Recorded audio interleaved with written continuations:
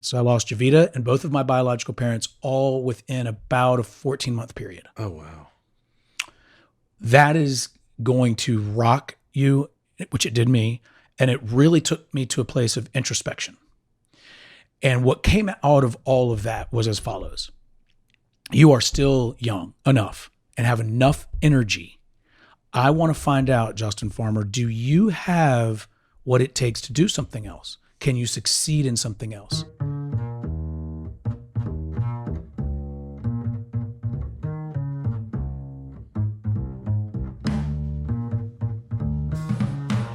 Welcome to the Gold Signal Award-winning Most Inspirational Podcast of 2024, Second Act Stories. I'm your host, Scott Merritt. And I'm Scott's co-host, Andy Levine. Before we dive into today's episode, we do need to welcome the newest member of the Second Act Stories team, our social media manager, Chloe Beaver.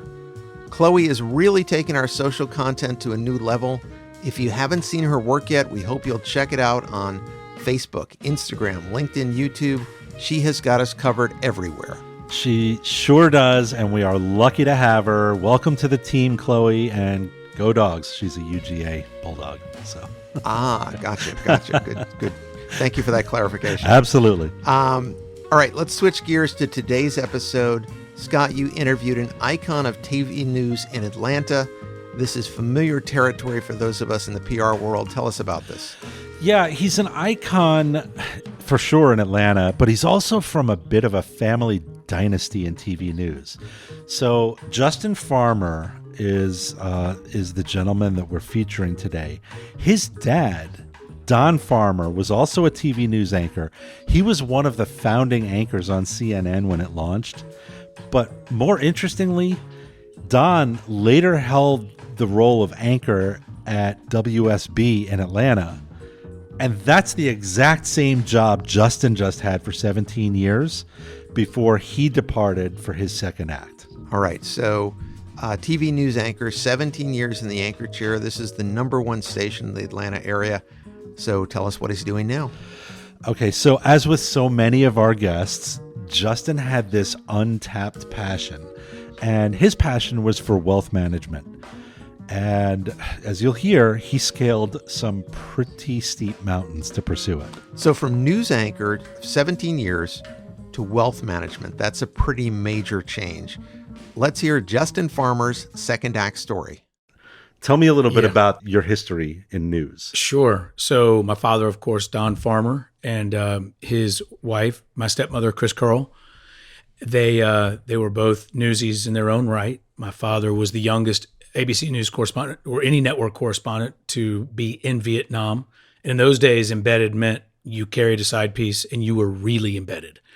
And wow. He did that, and that really had his career just take off.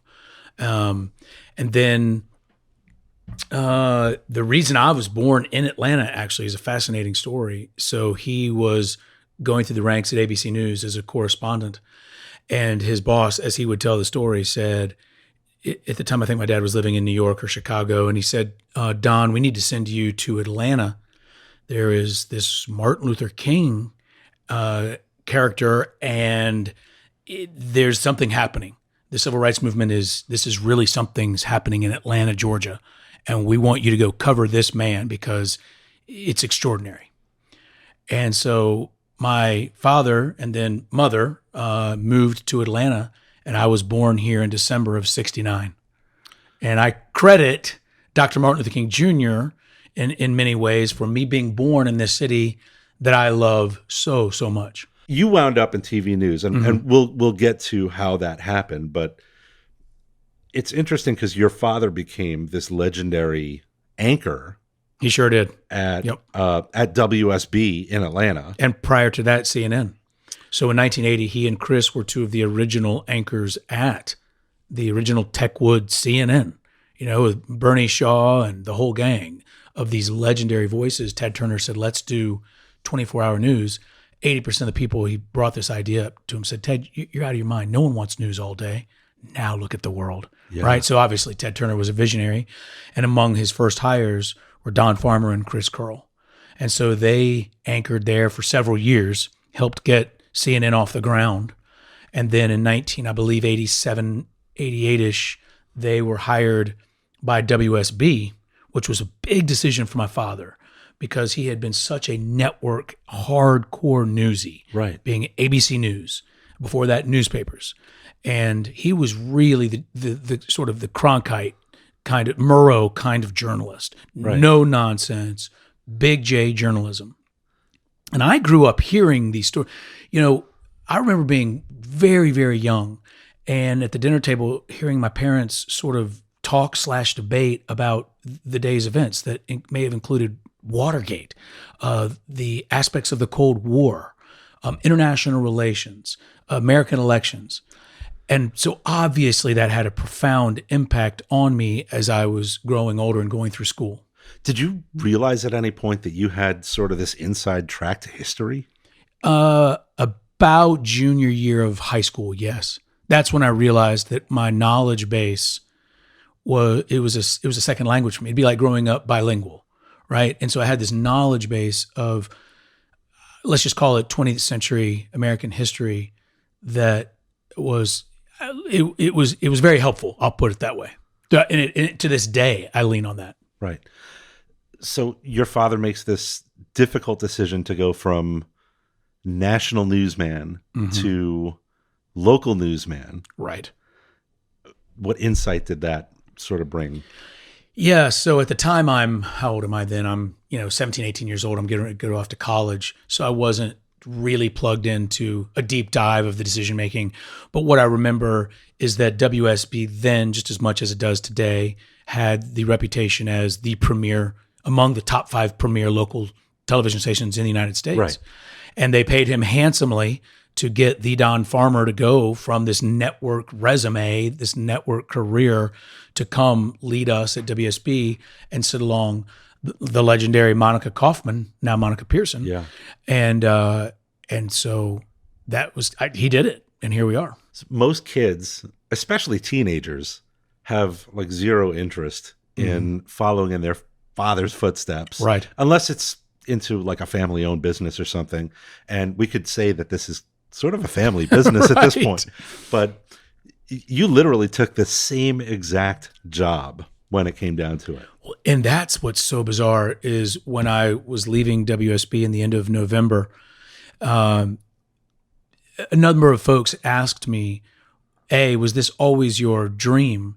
And did you think when you were much younger, working your way up through towns like Albany, Georgia, West Palm Beach, Florida, Oklahoma City, Salt Lake City, did you know back then when you were a much younger man that one day you'd be in the chair at WSB? And truthfully, I can say absolutely not. And in fact, if you just look at the odds, I figured it would never happen. I wanted to have a great career. Right. And I worked at WFAA in Dallas for a while, and that was wonderful. But look at all the things that must line up for me to have gotten the job that I had for 17 years at WSB. And that would be that John Pruitt would decide to retire at a particular age where I was young enough to still have enough runway that it would be a good business decision for WSB, but old enough to have the credibility to be taken seriously by the viewing public. When you were growing up, did you want to go into TV news?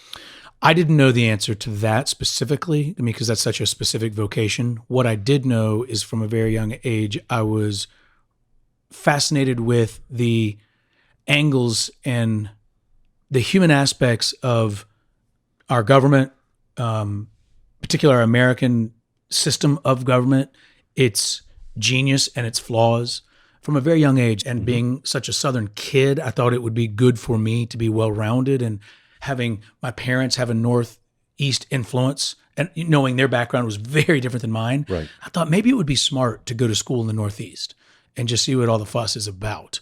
And so I went to Boston College and I majored in political science with a concentration in international relations. So if that's the long-winded way of answering your question, I didn't know that I wanted to go into TV news when I started BC. What I knew is that politics, history, international relations, that was all very interesting to me. You graduated with a political science degree? Correct. Okay. What was the plan? I took a few journalism classes. Obviously, I had self-awareness about my background. Right.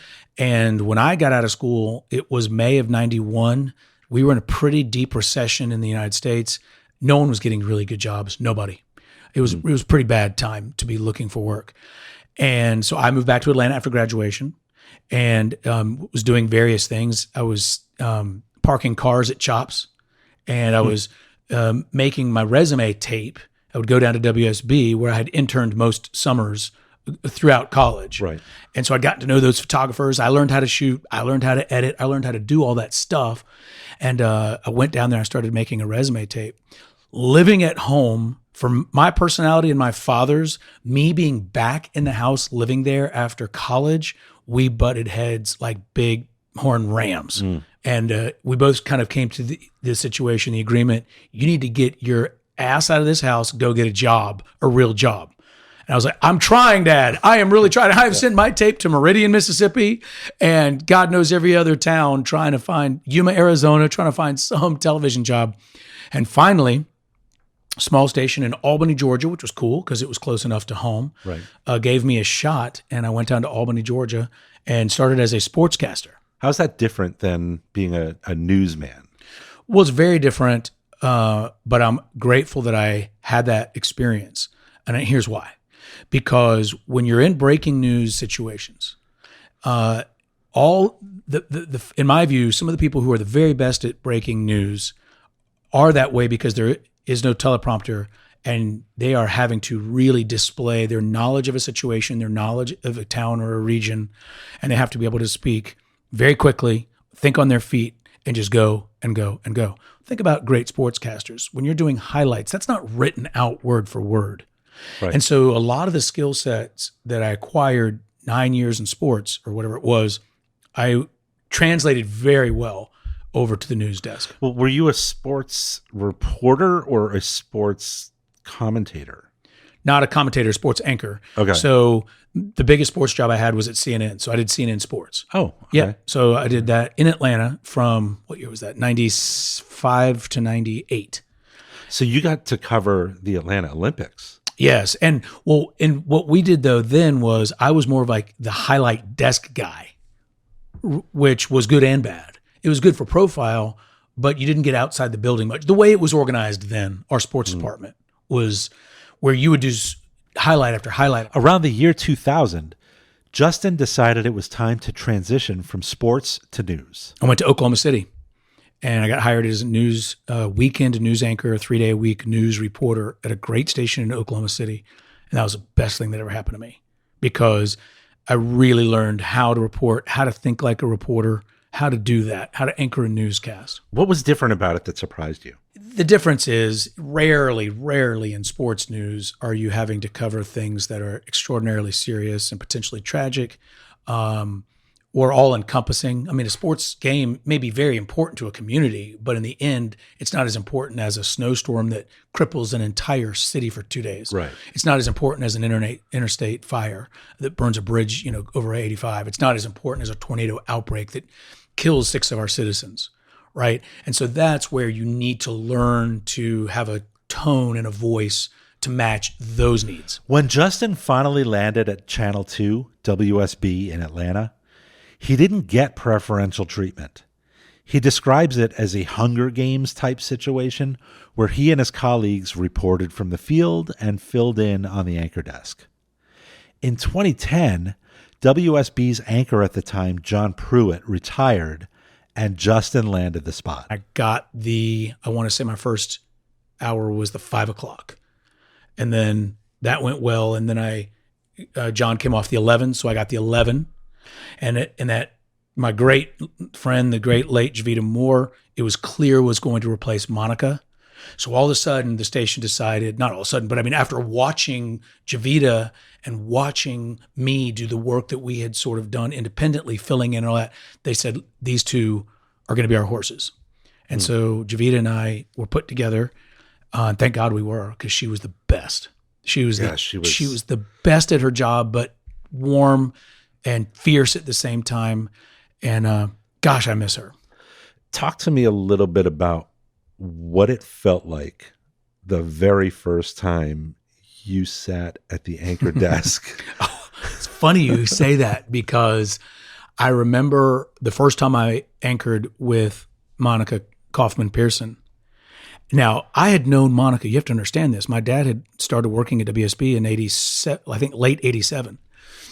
And so I'm 17 years old the first time I met Monica Kaufman. Right.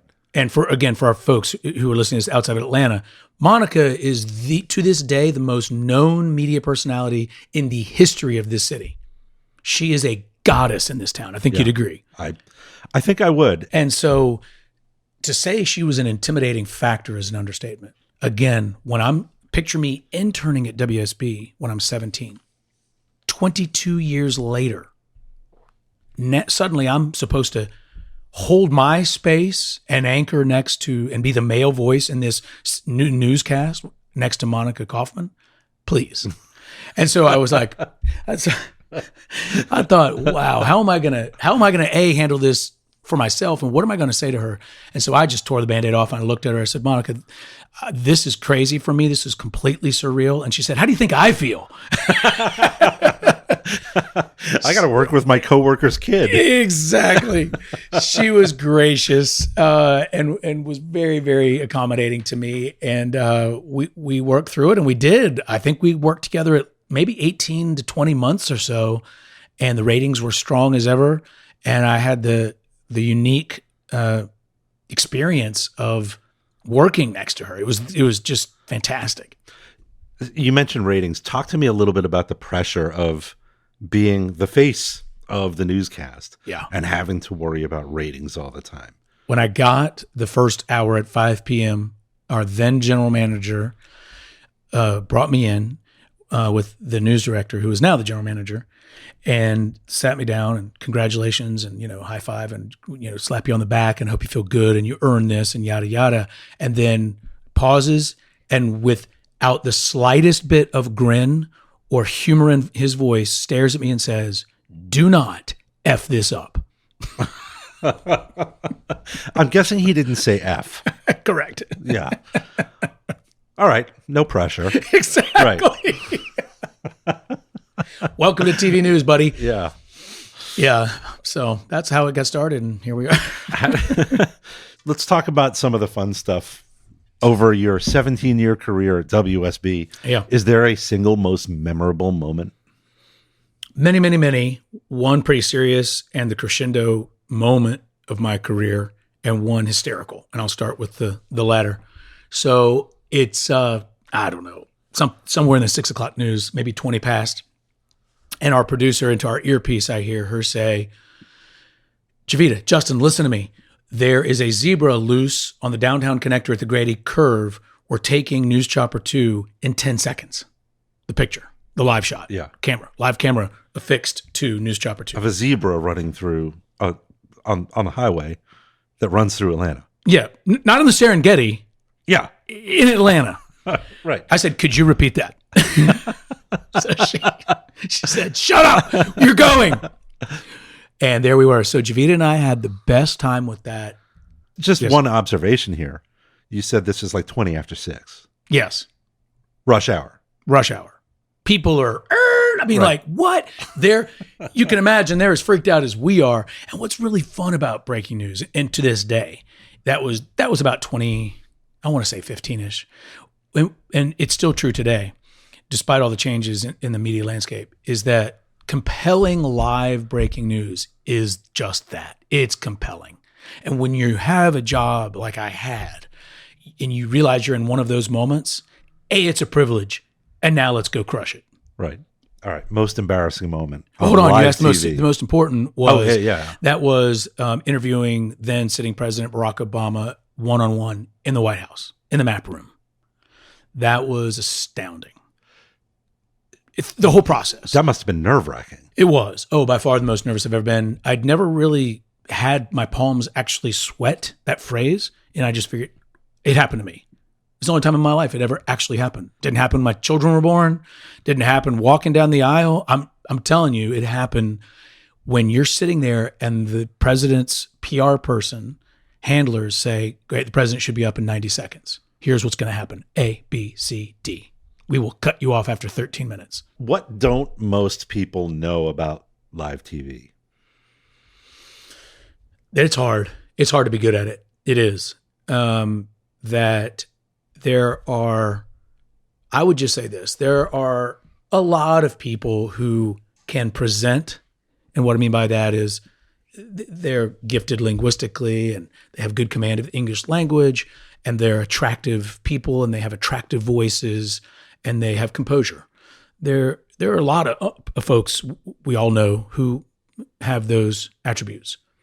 But where the difference comes between someone who's okay at it, in my view, and someone who really excels are those who have the intellectual chops. And not only that, the knowledge base and the curiosity to understand how things work. Anybody who doesn't know about the way TV news works would just assume that, the evening anchor, he's out fishing until 2. Then he sort of meanders his way into the studio. They put some makeup on him. He reads from a teleprompter for an hour, and then he's off to get some cocktails. Right? Now, have you been spying on me, Scott? Now, we know that there's no typical day, but what does a typical day look like for the evening news anchor? Yeah, it's not as glamorous as it probably was in the 70s and 80s. It's just not. So the collaboration of the day starts at 9:15. And then in the middle of the day, there's a little more downtime. So if you do want to go grab a coffee or you do want to grab a workout at the gym, you can do that. And then we're back engaged at 2:00 and you start taping promos. You get your makeup done. By 3:00, 3:30, you're into the scripts, you're into the copy for whatever copy is written. And then that is where you're really making your money in addition to the on-camera performance and skill set. You're now reading the copy and you're making sure that it's fair. By you, I mean a good news anchor who gives 2 cents, who gives 2 craps. They need to be in the copy. And so they're making sure that a writer or a producer didn't inadvertently or purposely, God forbid, try to slant a particular story one way or another. And I'm not saying that is something that I saw very frequently because I didn't, because we're not that kind of organization. But certainly there's some of that in today's modern media, and we all know that at various cable networks and whatnot. Right. My point is the typical day starts with an editorial meeting at 9:15, and I'm not off the air until 7 p.m. So it is a 10-hour day.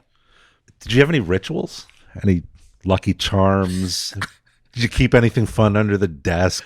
Like we assume you wore pants, right? It's funny you say that. When I worked in West Palm Beach, Florida, and in those days we didn't have what we call a standing wall, video wall. It was everything that we did was at the desk. Yeah.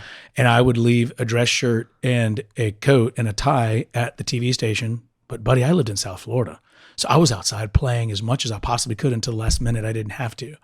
And so absolutely I would wear shorts with a suit up top during the news in Florida. Well, the Zoom generation gets it. Exactly. I watched your last newscast. You just wrapped after 17 years at WSB. Share with our audience your last words to your viewers. Stay classy, Atlanta. Right. I had to. So you go full Ron Burgundy. I had to, man. Right. All my buddies would have said, you have no cred if you don't do that. I laughed out loud when I heard you say that. But let me ask a serious question, though, about, like, Anchorman's a silly movie, right? And I'm sure it was, like, all the rage in every newsroom in the country. How realistic was the competition aspect of what happened in Anchorman? I mean, I don't think you're going and having street fights out by the dumpster, but, what was it like in terms of competition? Yeah, I never killed a guy with a trident who worked at Channel 5. I never did that.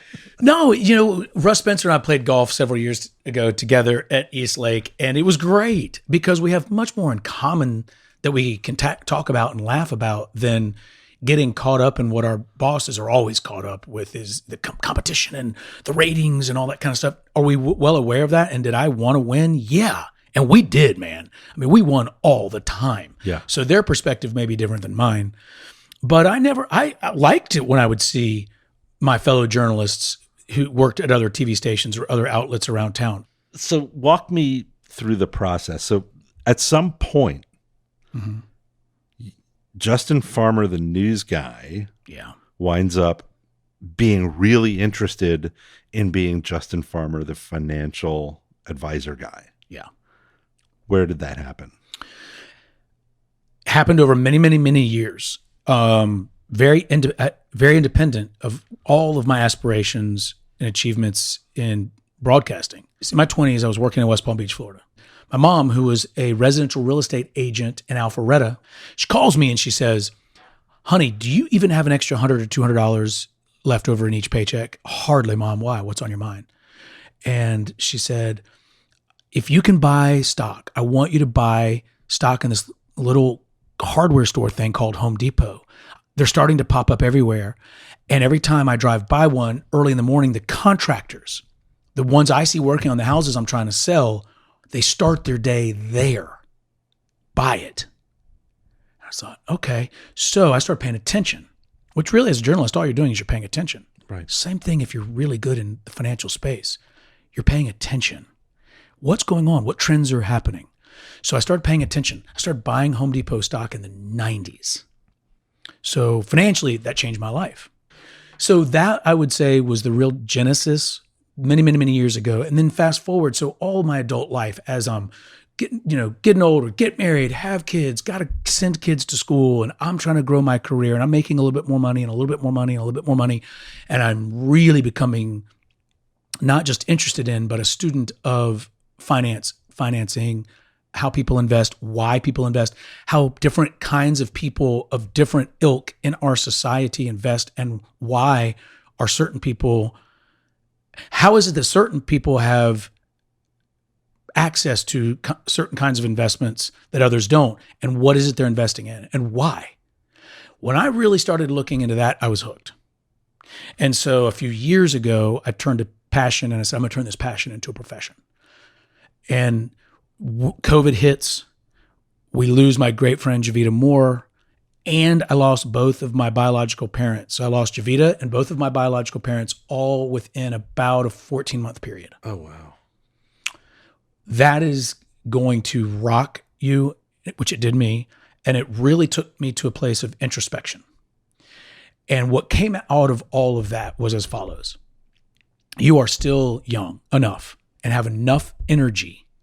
I want to find out, Justin Farmer, do you have what it takes to do something else? Can you succeed in something else? And I already knew what it was going to be. So I said, go take the tests, the classes, go get the licenses and the registrations and all the things you need to become a fiduciary so that you can legally and ethically manage people's money, handle their finances, give them sound advice, et cetera, et cetera. And here we are. How did you know the time was right? Initially, I was thinking about leaving WSB shortly after Javita died, but it didn't. I've never really talked about it this deeply, Scott. But I'm sharing with you exactly my mindset. So in 2022, I was ready to say thank you to WSB. This has been a great run. I really appreciate it. I'm going to go do X, Y, and Z now. And we started that conversation, and we sort of mutually agreed, please, not now. It was too fresh after we lost Javita. They needed a little more time. I kind of agreed, and I really wanted to honor Javita and the work she had put in and her dedication to WSB for so long. So we came up with, let's do a few more years. Let's just do a few more. And I'm really glad we did, because I got to do another big presidential election. Those are always fun. Right. And so we put it off for 2 years, and then I said, okay, it's really time now, and let's do it after the election. Once you made the decision to go into wealth management, what did it entail to actually make it happen? Yeah, so this was probably the deepest I've ever had to dig in my own self-discipline, my own grit, because there's no shortcut. There's no way around it. To do what I do now for a living, you have to go acquire what's called your Series 65, your Financial Universal Law exam. It's a bear. It's a monster. This would require me to study in a way I had not studied since college, which was 30 years ago. This would require me to find the time. Where in the world am I going to find the time to take a test that is this exhaustive, this thorough. And so I started studying before I was afraid to talk to my wife about it. And because I thought she would be almost upset, thinking, you're already busy. We already have stress in our lives and you want to go do what? So I ordered all the stuff, the books and the on-demand videos and all that. And I said, I'm going to try to take myself through this. And I ordered all the stuff and I started taking the classes and I started going through the book, and you take the self-tests and I'm talking about months and months. So I would come home from the news, get home about 7:15, and I would say, and at this point she knew what was going on. And I would say, honey, I'm sorry, we're not binge watching Yellowstone or we're not watching, whatever. I got to go study. And she was really supportive. And so I would go study until I couldn't get my eyes open. I like going to bed early. I would force myself to stay up to about midnight, go to bed. And in the 3 months before I took the exam, it took me about 8 months to prepare for it. In the last 2.5, 3 months, my alarm would go off at 4:30 in the morning. And I'd get up, I'd go to my home office, I'd shut the door, and I would grind. I'm talking about I would grind because it was a mountain of information. Wow. And then I took, then you go and you take the exam, hours, and I think it was a 4-hour exam. And you take that exam and I passed, thankfully, on the first try. Right. So at this point now, we should disclose that you're the CEO of a company called Exit Wealth. Exit Wealth, yeah. Yeah. What philosophy do you bring to wealth management that's different from, there's like a zillion wealth management people out there? Sure. I would say this. For folks who have acquired millions of dollars, the goal isn't keep up with the Joneses anymore for 99% of them. If you acquire enough money that you're never going to worry about paying a bill again, you could have a hole in your roof that stinks, doesn't bother you. Someone could crash into your car. Oh, that's a bummer. That's annoying. Doesn't bother you. When you get to a point in life where you have enough wealth where you and your children are not going to have to worry about anything, your mindset for investing changes, and you become very focused on, I want to create some recurring revenue, and I do not want to go backwards. Because once someone acquires a certain level of living, and it doesn't mean selfishness. It doesn't. Some of the most generous people I've ever been around are some of the richest people by far. Yeah, and so also some of the most generous people I've ever been around are some of the least successful people. It's really interesting that some of the poorest among us are actually quite giving because they know what it's like to suffer. Yeah. And then some of the most philanthropic among us are those who, thank goodness, are not just self-serving. But I digress. Our philosophy is very much, without me giving away, Coca-Cola is certainly not going to give you the secret formula. Right. But I would say from a very general point of view, we have access to the kinds of investments that the Harvard and Yale endowments, how they invest, how Jeffrey Bezos and Elon Musk invest their money is very different than the firms you're seeing marketed on TV, if you will. Your general money management firms that you hear of all the time, nothing wrong with them. They have their place and they do a lot of good things. But you can do better. And there are different ways to look at it. And some of it is not just how you invest. It's really how you give. It's tax strategy. It's organizing spousal and generational planning. You can make, if you will, and save more money for yourself through the way you set up your insurance and the way you set up your succession plans and tax strategies than you can on the best you're ever investing. Mm-hmm. So what we do is incorporating a lot of sophistication beyond how would you invest in a 401k. That's not really our bailiwick right now. Talk to me about the role of trust and how it weaves its way through your careers. Trust is everything. If you're going to be successful as a television anchor person, then the only way to even make it in this fractionalized business anymore to a pretty powerful level is to connect with the viewer. They have to think you're authentic and they have to trust you. Otherwise, they're just going to tune you out. You're just nothing. You're a talking head in a suit. You're nothing. So you have to cut through that, and you have to figure out how to engage people, how to get them to hear you and believe what you're saying. That takes a lot of time. And I would say the same applies in when you're managing someone's money and their legacy, and it's not just their aspirations and their well-being on the line, it's that of their children and probably grandchildren. And so they're going to have to trust you at the highest level. This is their wealth. This is their safety and security. So trust is everything, and you earn trust over time. You can't say to someone, I mean, you could, but you'd sound like a fool. Just trust me. I'm so smart. I know what I'm doing. Just trust me. Run from that guy who says that. We've all met used car salesmen. Right. Yeah. So we've spoken to a lot of people who have made career changes. Mm-hmm. Very few of them have done it in public. Mm-hmm.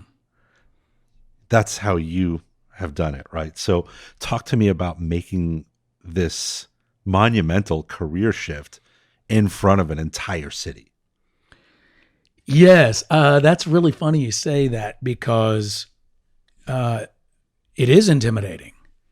It's not anymore, but the anticipation of how people would react and the things that may or may not be said, you can't know what hasn't occurred. And so it was intimidating, and I was concerned about, would my career change be taken seriously?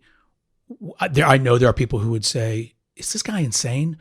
Who walks away as young as he is from a job that paid those kinds of dollars, and he was the guy in the chair at the number one local TV station in the United States? I said that to myself, Scott.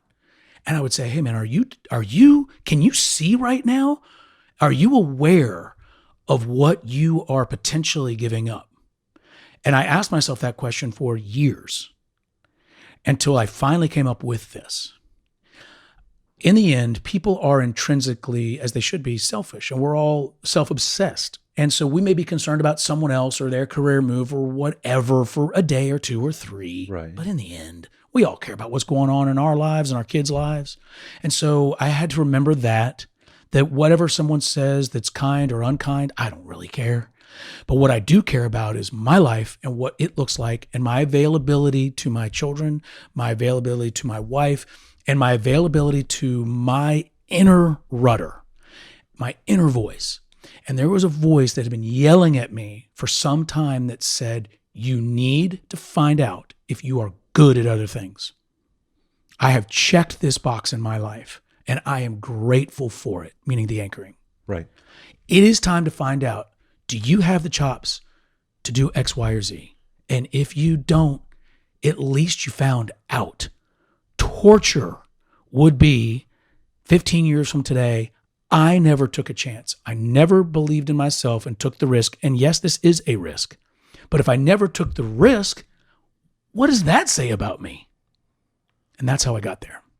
What advice would you give to somebody who's been in a lucrative, successful career that they actually enjoy, but they have this thing nagging and they really want to try something else, but they're on the fence and they can't seem to get over the fence to try out that second act? Number one, listen to that voice. There's a reason that voice is talking to you. Number two, be patient. So maybe it's cool in some movie you read about some 28-year-old who maxed out his credit cards and he went and created some company and now he's a billionaire. Did that happen? Maybe it did. But for every one of those folks who acted impulsively, probably 90% of them are broke. So what I would say is pay attention to that voice. That's your true self. There's something in you that is talking to you. Listen to it. Then figure out, what am I going to do with that voice? Then plan it, prepare, act.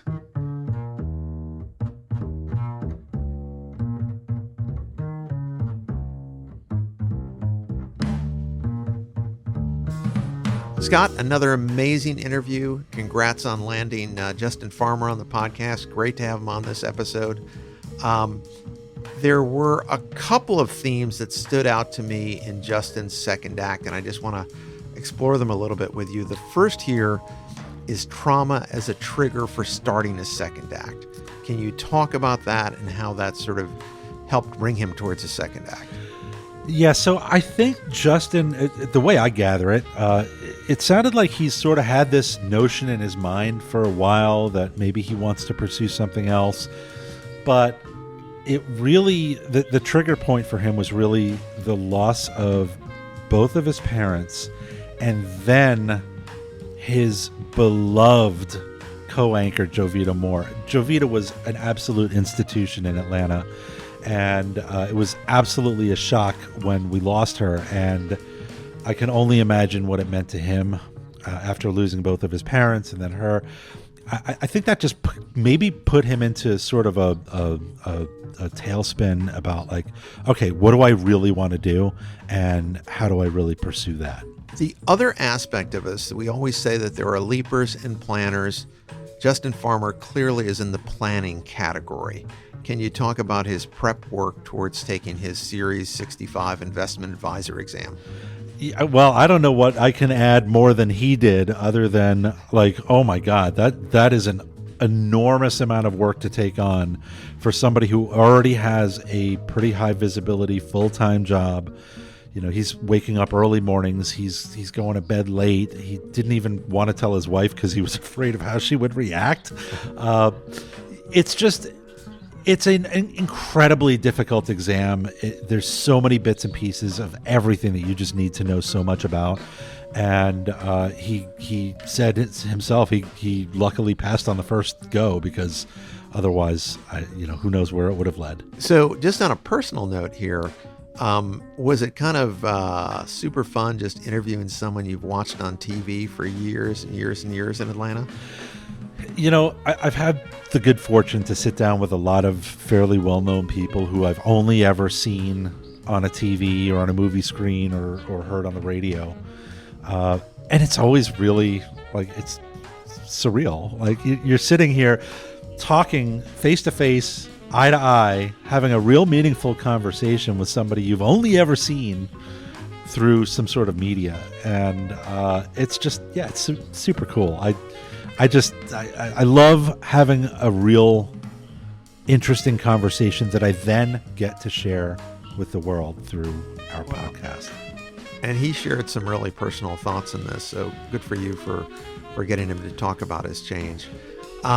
For those whose name Justin Farmer might be new to, you can learn a lot more about him. There's tons of stuff about him on the internet, but if you're interested in his company, Exit Wealth, you can visit his website at exitwealth.com. Now, before I wrap it up completely, I do want to give a special shout out to my friend Mike Pechenik, who's the guy who connected me to Justin and who's also the guy that connected me to Fran Tarkenton for our episode a couple episodes ago. Mike's a great PR guy here in Atlanta, and he also happens to have worked in TV news for many, many, many years in his career. So that's how he's connected to everybody. So thanks, Mike. Sounds good. Thank you, Mike. In any case, we hope you'll keep listening and subscribe to Second Act Stories on your favorite podcast app. We have Chloe now, so you need to follow us on Facebook, Instagram, LinkedIn, YouTube, Substack. God, we're everywhere. But really the best way to help us is to share us with your friends, because that's how we grow. Don't go away. There are more Second Act Stories just around the corner.